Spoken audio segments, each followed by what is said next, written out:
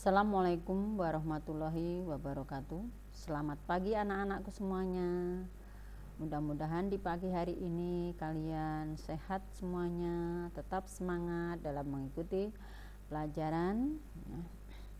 Sebelum kita masuk pada materi, kalian absen dulu. Tentukan, pastikan sudah absen, baru kita fokus pada materi pelajaran.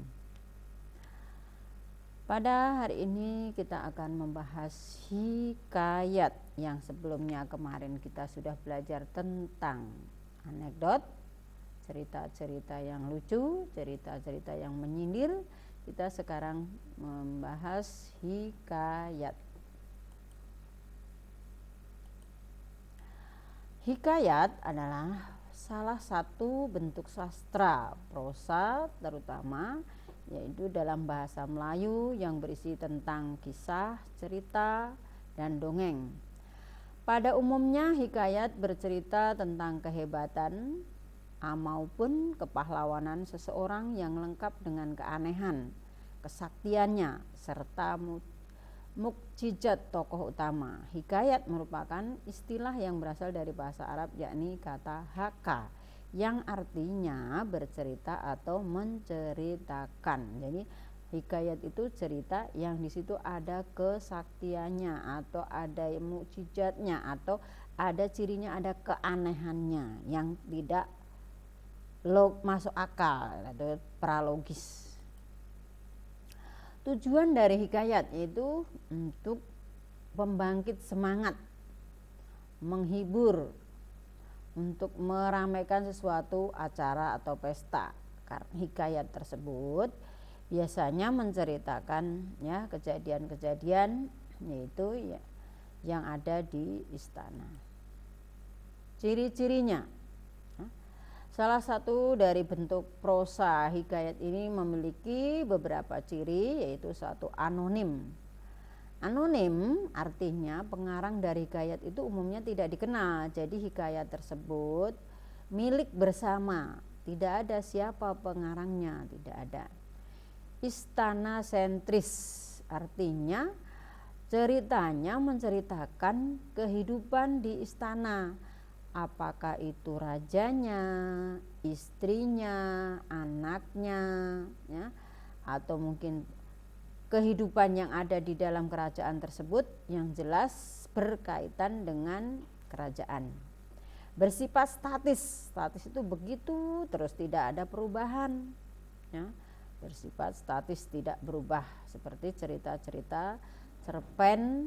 Kalau cerpen bisa menceritakan masa sekarang, kalau istana sentris ini tetap cerita yang dari itu dulu sampai sekarang ceritanya itu terus, tidak ada perubahan. Bersifat komunal, artinya milik masyarakat, jadi milik semua orang, milik semua masyarakat. Lanjut, yaitu ciri-cirinya menggunakan bahasa klise, bahasanya diulang-ulang, bahasanya klise, bahasanya yang diulang-ulang. Bersifat tradisional, yaitu meneruskan budaya, kebiasaan yang dianggap baik, tradisional, kebiasaan yang dianggap lebih baik. Bersifat didaktis. Bersifat didaktis ini mendidik secara moral maupun didaktis secara religi, mendidik. Menceritakan kisah universal manusia. Hikayat menceritakan kisah secara universal, secara umum, seperti peperangan antara yang baik dengan yang buruk dan dimenangkan oleh yang baik. Magis, ceritanya itu bersifat magis. Pengarang akan membawa pembaca ke dunia khayal, imajinasi yang serba indah.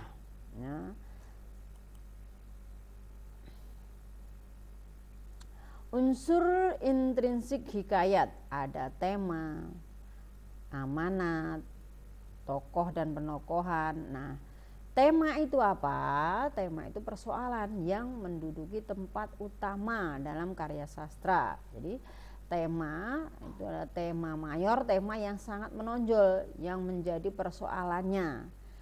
Sedangkan tema minor, tema yang tidak menonjol. Apa itu amanat? Amanat itu pemecahan masalah Apa ya yang bisa kita ambil hikmahnya. Nah, pemecahan masalah dari pengarang tersebut. Makna penokohan. Nah, penokohan dan tokoh-tokohnya dalam pelaku karya sastra tersebut. Siapa tokohnya? Nah, tokoh di situ ada tokoh utama. Ya. Tokoh utama itu tokoh yang sangat penting dalam mengambil peranan dalam karya sastra tersebut. Nah, ada tokoh datar, ada tokoh bulat. Tokoh datar, tokoh yang hanya menunjukkan satu segi saja, baik saja atau buruk saja.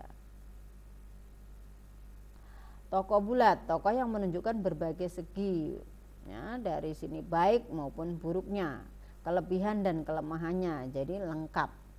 Jadi ada perkembangan yang terjadi pada tokoh tersebut, yang tadinya mungkin dia itu perbuatannya tidak bagus, lalu ada pendidikan, ada pengarahan menjadi lebih bagus. Maka di situ ada baiknya juga ada buruknya.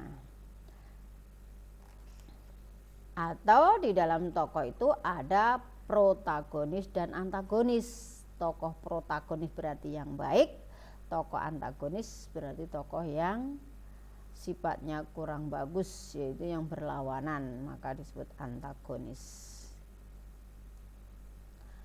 Perwatakan tokoh dan wataknya, teknik atau cara menampilkannya. Ada beberapa cara menampilkan, yaitu dengan cara analitik. Apa itu analitik? Yaitu cara menampilkan tokoh secara langsung melalui uraian pengarang. Nah, di sini si pengarang itu menjelaskan secara langsung, menguraikan ciri-ciri tokoh yang baik. Contohnya ya, di dalam cerita tersebut si A itu perbuatannya baik karena dia selalu menolong orang, selalu. Nah, diceritakan secara langsung dalam cerita tersebut, diberikan secara langsung. Itu berarti cara analitik, yaitu cara menampilkan tokoh secara langsung melalui uraian pengarang. Lalu yang kedua yaitu cara dramatik, cara menampilkan tokoh tidak secara langsung tetapi bisa melalui ucapan, perbuatan, komentar. Nah, si tokoh tersebut perbuatannya apa? Suka menolong orang, mungkin suka dia memalak orang, maka dengan secara otomatis si pembaca atau si penikmat yang menonton video atau mungkin sinetron, nah secara langsung dia bisa menilai, oh orang tersebut tidak bagus karena suka perbuatannya malakin orang atau merampok. Nah, tetapi si pengarang tidak menjelaskan seperti pada cerita yang tadi dengan cara analitik.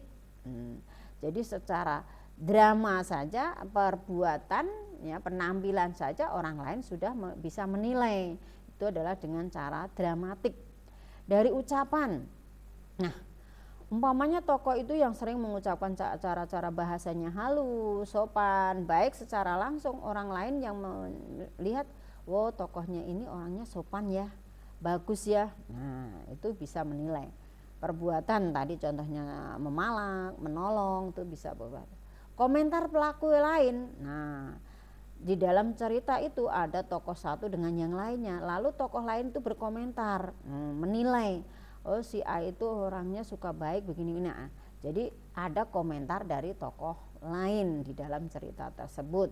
Nah, itu bisa masuk pada dramatik. Jadi antara percakapan tokoh satu dengan yang lain, cara-cara bercakap itu bagaimana menunjukkan, itu bisa menilai. Jadi dinilai bisa dari penampilannya, dari pakaian, dari cara berbicara. Nah, itu bisa masuk pada cara menilai dengan dramatik. Dualog artinya cakapan antara dua tokoh.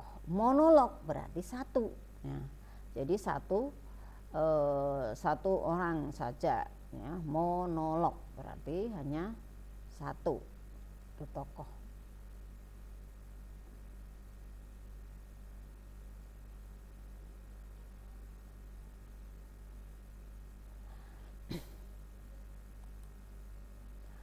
Selanjutnya yaitu ada alur dan pengaluran.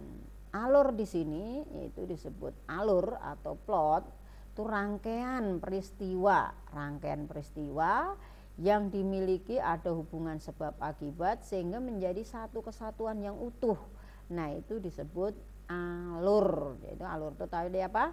Rangkaian peristiwa yang ada hubungannya sebab akibat sehingga menjadi satu kesatuan yang bulat dan utuh. Nah, alur di sini terdiri ada beberapa bagian. Ada awal yaitu pengarang mulai memperkenalkan tokohnya. Tokohnya si A, si B, si C. Tikaian yaitu terjadinya konflik. Nah, ini namanya tahapan alur ya, disebut itu tahapan alur. Ada awal memperkenalkan tokoh-tokohnya. Tikaian terjadinya terjadi konflik antar tokoh. Gawatan atau rumit atau disebut krisis yaitu konflik tokoh-tokoh semakin seru. Lalu puncak yaitu puncaknya terjadi konflik di antara tokoh tersebut. Yang kelima, leraian, mulai ada jalan keluarnya saat peristiwa tersebut semakin reda dan ada alur terungkapnya, mulai terungkap apa sih jalan keluarnya. Nah, akhir yaitu berarti selesaikan. Nah, selesai atau disebut biasanya koda atau akhir cerita.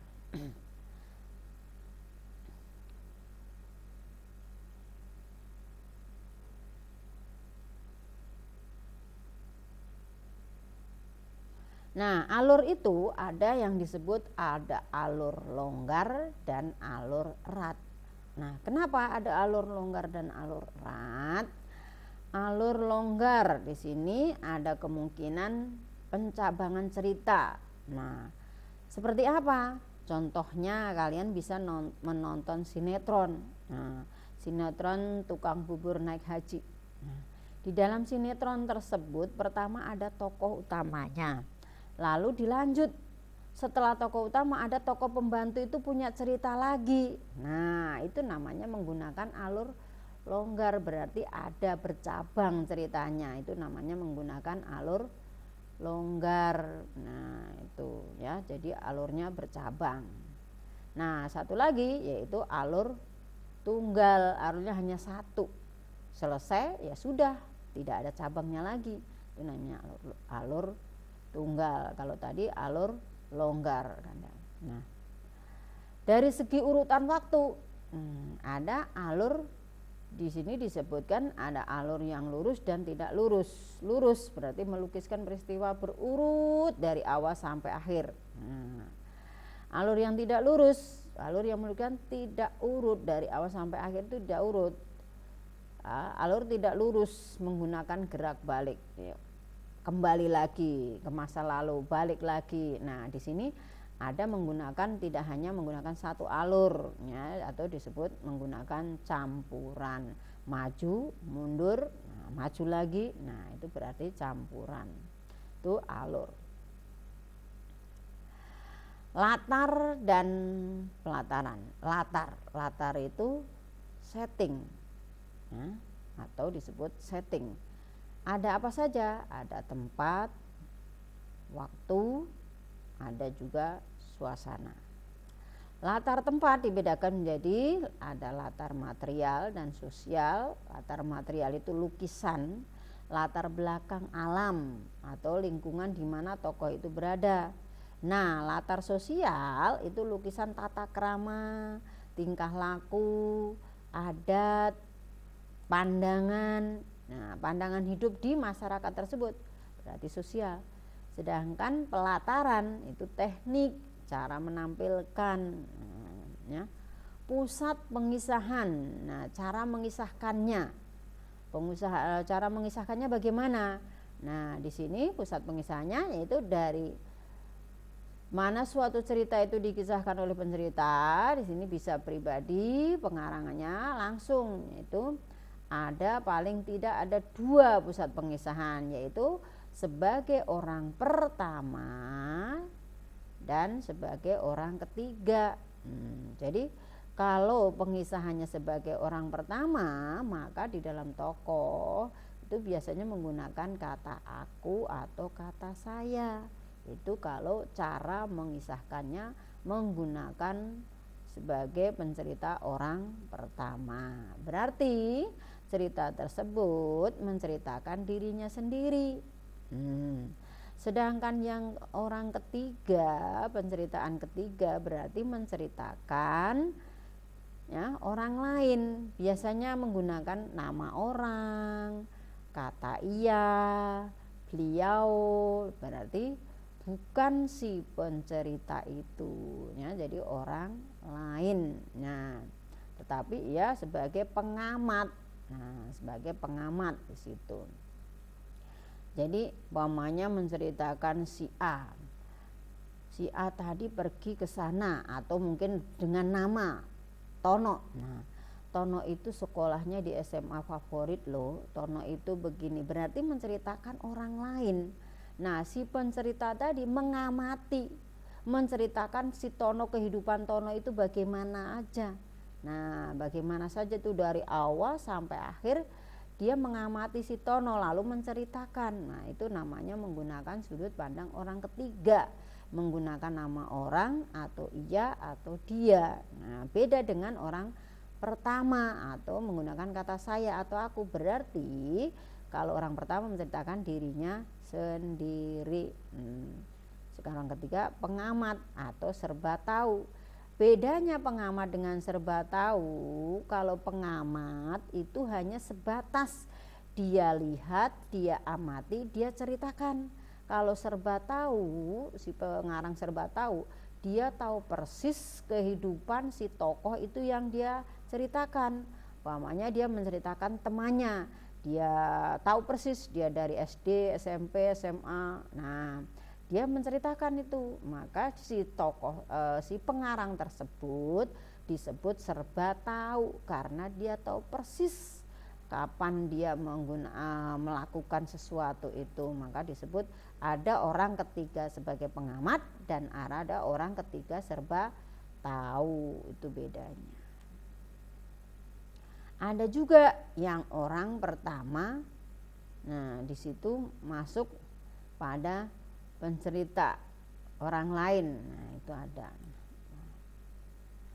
unsur ekstrinsik. Nah, jadi di dalam sebuah hikayat atau sebuah sastra itu ada unsur intrinsik, ada juga unsur ekstrinsik. Nah, ada nilai moral. Apa itu nilai moral? Nilai moral itu etika yang terkait dalam hikayat tersebut. Yang kita bisa ambil nilai moral yang ada dalam cerita hikayat tadi apa? Nah, itu etika. Budaya berarti kebiasaan tokoh yang ada di hikayat itu apa saja yang dilakukan.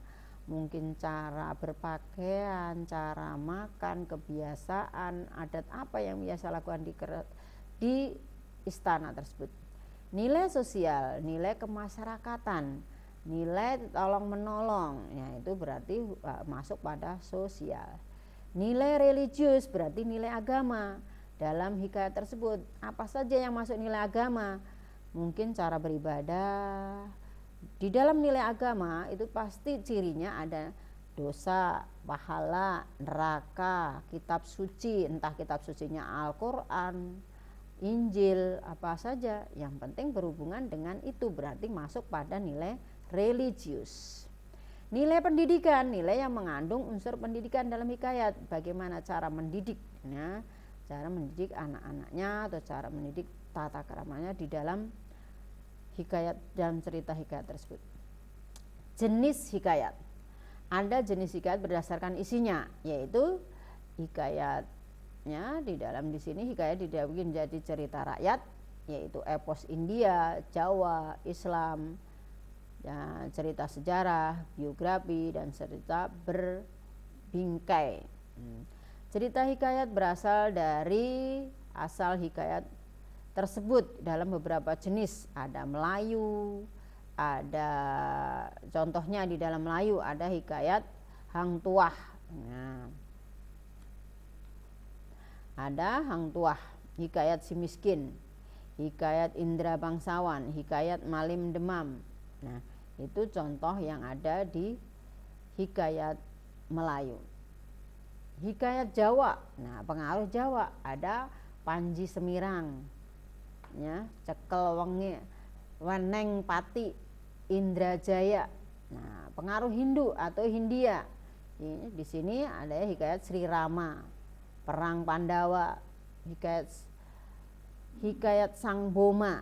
Nah, dari Mahabharata. Pengaruh Arab. Nah, yang sering itu Amir Hamzah, Bahtia, 1001 Malam. Nah, itu termasuk cerita-cerita jenis hikayat. Nah, pada pertemuan ini Ibu hanya menjelaskan pengertiannya, ciri-ciri, dari strukturnya. Nah, kita sudah menjelaskan tentang hikayat. Kalian bisa membaca contoh-contohnya dulu hikayat, baru mengetahui apa isi hikayat tersebut, dilihat dari nilai-nilai unsur intrinsik maupun nilai-nilai ekstrinsiknya. Saya kira cukup, kalian bisa melihat di buku cetak, bisa membaca, bisa mengambil hikmahnya, apa yang bisa diambil dari cerita hikayat tersebut. Saya kira cukup ya. Terima kasih. Assalamualaikum warahmatullahi wabarakatuh.